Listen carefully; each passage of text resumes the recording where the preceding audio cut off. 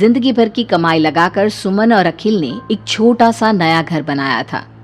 लेकिन उस घर में आने के बाद उसके साथ क्या हो सकता था, इस बात का अंदाजा उन दोनों को था ही नहीं। अभी इस घर में आए हुए उन्हें 2 दिन भी नहीं हुए थे।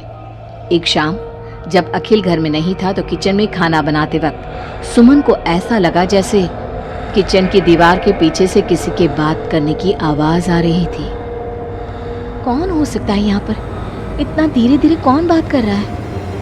सुमन दीवार से कान लगाकर बात सुनने की कोशिश करती है, लेकिन उसे कुछ सुनाई नहीं देता। तभी अचानक घर की लाइट चली जाती है और दरवाजे पर जोर जोर से दस्तक देने की आवाज आती है। सुमन दरवाजे की तरफ दौड़ कर जाती है, लेकिन दरवाजा खोलने से पहले कोई आवाज उसके कान में धीरे से सुनाई पड़ती है।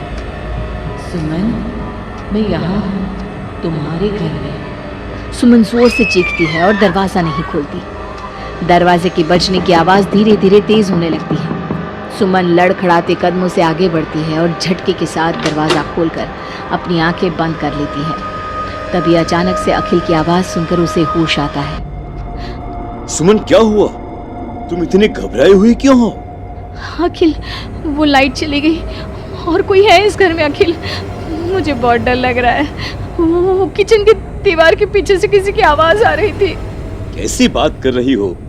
तुमने खुद सारे लाइट की स्विच ऑफ किए हुए हैं। देखो, लाइट तो आ रही है। सुमन, तुमने घर में अंधेरा क्यों किया हुआ है? और किसकी आवाजें आ रही थी? चलो चलो, मैं जाकर चेक करता हूँ। नहीं अखिल, मैंने लाइट ऑफ नहीं की। और मैं क्यों लाइट ऑफ करूंगी? ये देखो, ध्यान से देखो, घर के सारे स्विच ऑफ हैं। तुम भी ना कमाल करती हो सुमन। तुम्हारी तबीयत तो ठीक है?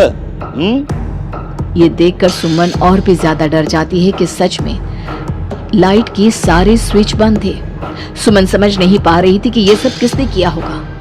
ठीक उसी वक्त अखिल किचन की तरफ जाता है और सुमन को ऐसा लगा जैसे पीछे से किसी ने उसके कंधे पर हाथ रखा। उसने जैसे ही पलट कर देखा, एक साया उसके घर के दरवाजे से बाहर निकलता हुआ नजर आया। अखिल, अखिल यहाँ आओ, देखो कोई तो है। अभी अभी मैंने उसे बाहर जाते हुए देखा है। सुमन, मुझे लगता है कि तुम्हारी तबीयत ठीक नहीं है। अरे, मैंने किचन में भी जाकर देखा। पास वाले घर में जो लोग हैं ना, उनसे बात करने की आवाज आ रही है।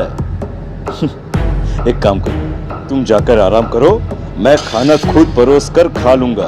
ओके? तुम बेडरूम में जाओ। जाओ। नहीं अखिल, मैं अकेले नहीं जाऊंगी और अब इस घर में मैं एक दिन भी नहीं रहना चाहती। थोड़ी देर के बाद सुमन और अखिल दोनों ही बेडरूम में जाकर सो जाते हैं। डर की वजह से सुमन को नींद नहीं आ रही थी, लेकिन फिर वो गहरी नींद में सो जाती है और सुबह जब सोकर उठती है तो उसने देखा कि अखिल ऑफिस के लिए तैयार हो गया था। अखिल, आप कहाँ जा रहे हैं? मुझे इस घर में अकेला छोड़कर आप कहीं नहीं जा सकते। देखो सुमन, मेरा ऑफिस जाना बहुत जरूरी है। कल तुम ऐसे ही डर गई थी। अब परेशान मत हो और मैं ब्रेकफास्ट बाहर कर लूंगा। ओके? जब तुम्हारी तबीयत ठीक लगे तो तुम खाना बनाकर खा लेना। और हाँ, अगर तुम कहो तो मैं तुम्हारे लिए बाहर से खाना भिजवा दूं। नहीं अखिल, उसकी कोई जरूरत नहीं है। मैं अपने लिए खाना बना लूंगी, लेकिन मुझे डर लग रहा है। डरने की कोई बात नहीं है। अभी मैं चलता हूँ, तुम अपना ख्याल रखना। चलो, गुड बाय। अखिल के जाने के बाद सुमन बाथरूम में नहाने के लिए चली जाती है और शावर ऑन करती है। नहाते नहाते सुमन को एहसास होता है कि शावर से पानी की जगह खून गिर रहा था। उसने घबराकर सामने लगे मिरर में देखा और ये देखकर उसके पैरों तले जमीन खिसक गई कि वो पूरी तरह सर से पैर तक खून में भीग चुकी थी। सुमन भागकर बाहर आती है। उसे अपने घर का पूरा फर्नीचर जला हुआ नजर आता है और उसके ठीक सामने खड़ी हुई थी एक औरत जिसने दुल्हन के कपड़े पहने हुए थे। उसके चेहरे पर लंबा सा घूंघट था और उसके शरीर से खून टपक रहा था। कौन हो तुम और क्या चाहती हो मुझसे? यहाँ क्यों आई हो तुम? मैं तुमसे तुम्हारा पति चाहती हूँ। मुझे अपना पति दे दो और मैं वापस चली जाऊंगी। लेकिन मेरा पति? अखिल, मेरा मतलब तुम्हें मेरा पति क्यों चाहिए? हमने क्या बिगाड़ा है तुम्हारा? तुमने नहीं, हर सुहागन औरत मेरी दुश्मन है। और जब भी मेरी आंखों के सामने कोई औरत अपने पति के साथ नजर आती है तो मैं उसे जिंदा नहीं छोड़ती। लेकिन तुम ऐसा क्यों करती हो? और प्लीज मैं तुम्हारे आगे हाथ जोड़ती हूँ, तुम मुझे और अखिल को जाने दो। हम दोनों हमेशा के लिए ये घर छोड़कर चले जाएंगे। अब ऐसा नहीं हो सकता। एक बार जो इस जमीन के आसपास से गुजर जाता है, उससे फिर हमेशा के लिए मेरे साथ इस जमीन के नीचे मेरी दुनिया में चलना पड़ता है। और तुमने इस जमीन के ऊपर अपना घर बनाकर अपनी दुनिया बसाने की कोशिश कर ली। अचानक से वो औरत सुमन को उसके बाल पकड़कर जमीन पर घसीटने लगती है। सुमन दर्द से जोर जोर से चीखती है, लेकिन उसकी आवाज उसके घर की दीवारों के अंदर दब कर रह जाती है।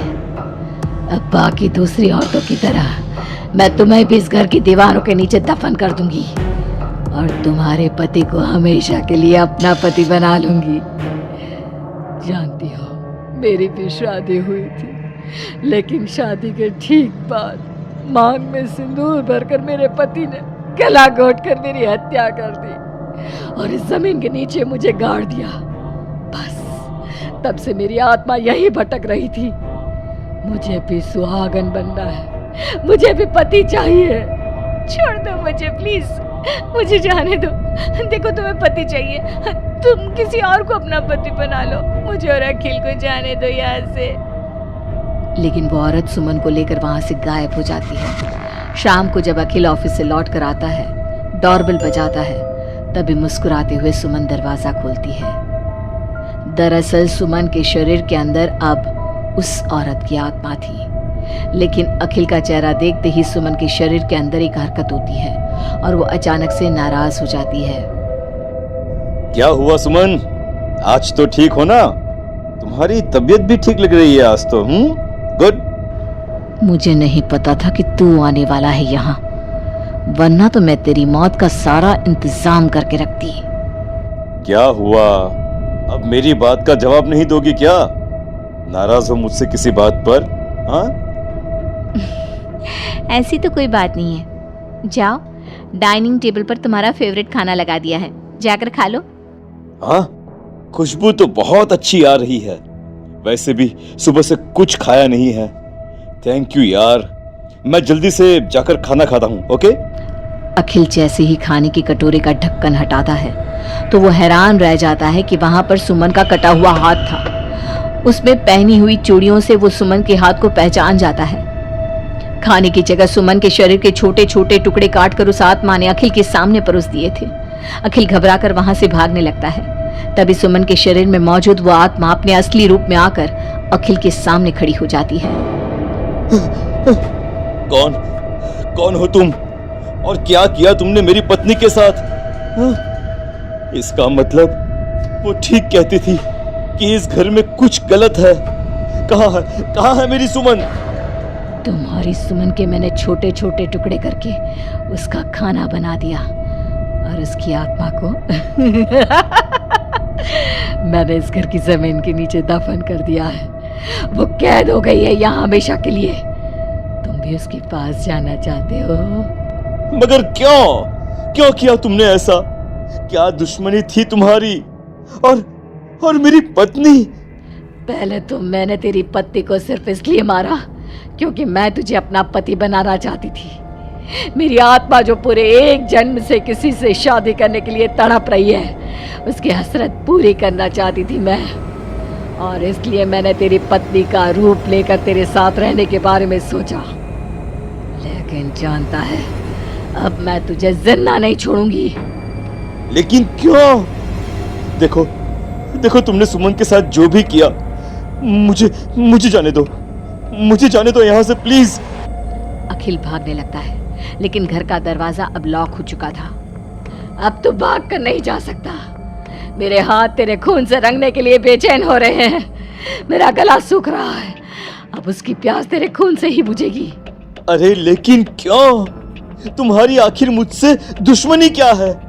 आत्मा अखिल की बात का कोई जवाब नहीं देती और अपने लंबे नाखून उसके गले में गड़ाकर उसके शरीर को खा जाती है और उसके बाद जोर से हंसते हुए कहती है,